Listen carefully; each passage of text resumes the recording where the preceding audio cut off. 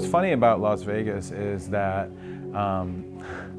you can bump into anybody on the street or bump into anyone anywhere and you say, oh, I work at Temple Beth Shalom. You're like, oh, I used to go to the Temple Beth Shalom preschool on Oki, many, many years ago.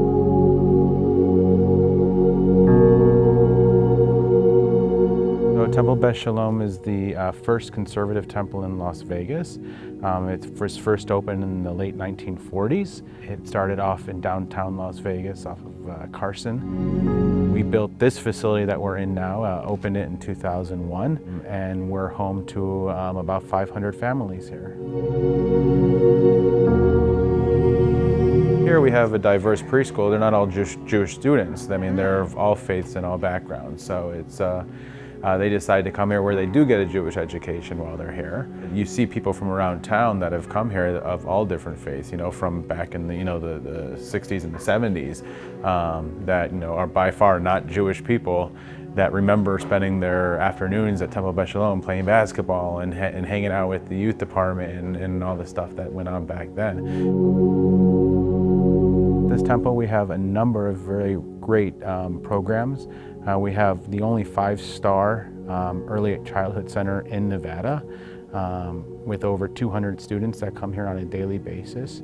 We also have a religious school, we have a women's league, we have a men's club, we have special Shabbat services throughout the month. There's lots of energy and lots of fun within these rooms. Each classroom has 2 teachers that are assigned to them, so they help each other out, and then they have an internal playground that's on the other side of that window there. Here's their garden over here, and all of the vegetables that they grow get used in their meals.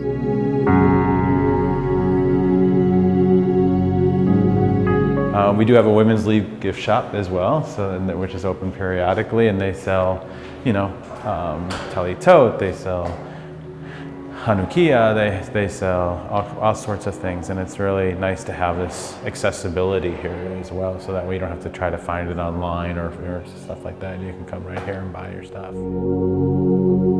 This is our library here. So congregants can come in here anytime, check out books, or come in here and study, or it's a nice quiet space. We're the only temple in Las Vegas that has a mikvah. People come in before the high holidays or before a special life event, and they can come in here and use the mikvah. We have 2 social halls. This is the larger of the 2 of them. This is where we have our oneg and kiddush for Shabbat. We host bar bat mitzvah parties in here. We've done wedding receptions in here. We have obviously a very awesome youth programming as well. It's a really great temple, it's a great community. I know a lot of people here, mostly through USY and also through the Junior Automatic Religious School.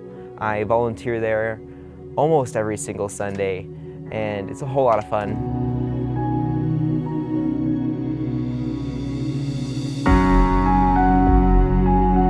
Our sanctuary seats about a little over 400 people. Both these side doors open up completely, and we can fit about 2,000 people in here. We do have a crying room for children who want to participate in services, yet they may make a little too much noise. They can be a part of the service, and I mean all the music that comes in through the microphones and whatnot will come into this room as well. So they can sit in here and cry and play and do whatever they need to do and still be a part of the service as well. This entranceway with these doors and with stained glass, we're actually at our old facility on Oki. If you look at it, I mean, you can see many different designs carved throughout the doors. And believe it or not, they look like they're extremely heavy and extremely big, but you could barely touch it, and these doors open right up. These are all people who've bought yahrzeit plaques for their loved ones, and people can come into this beautiful space and spend time with their plaque, and there's benches in these little cutouts as well. And they can sit and just have a nice, peaceful, meditative space. So this was the original building. This is the first building off of Carson. This is when they were first putting together the plans of the building on Oki.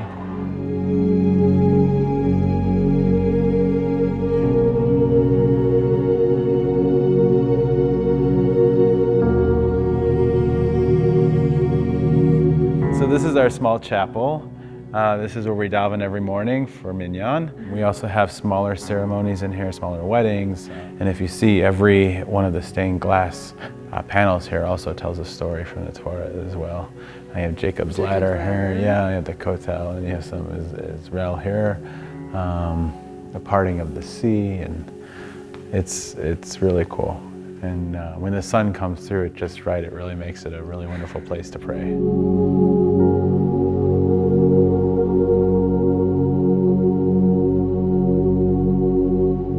These are Holocaust survived Torah scrolls. I believe this one particularly, there's one of 9 in the world. That makes it so unique is if you take a close look, you can actually see holes in the Torah scroll here, which were caused by bullets. And what's really unique is these are the bullets right here that struck through the Torah scroll.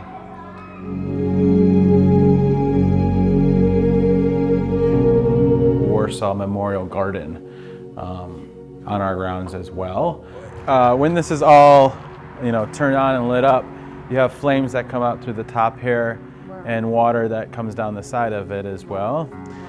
These stones that you see here and also on the wall are actual stones from the Warsaw Ghetto. If the weather is nice, if we want to do Kabbalat Shabbat outside, we'll bring out a sound system, we'll bring out chairs and everything out here, and we'll do services out on this back patio as well. During Sukkot, we have a giant sukkah that is built on the patio here as well. The kids decorate. And it's really neat to have this extra space here as well, yeah. It's such a warm community, and it just sucks you in. I love to be here, and I hope I continue to be here for my whole life. It's really beautiful to be able to offer so much to so many people within our facility. There's no way that you can come here and not get spiritual and not feel a connection with God and the Jewish people. It's a really amazing experience to be here on a daily basis. You rely on each other. How different our world would be, right? Yeah. When everyone would be responsible for one another.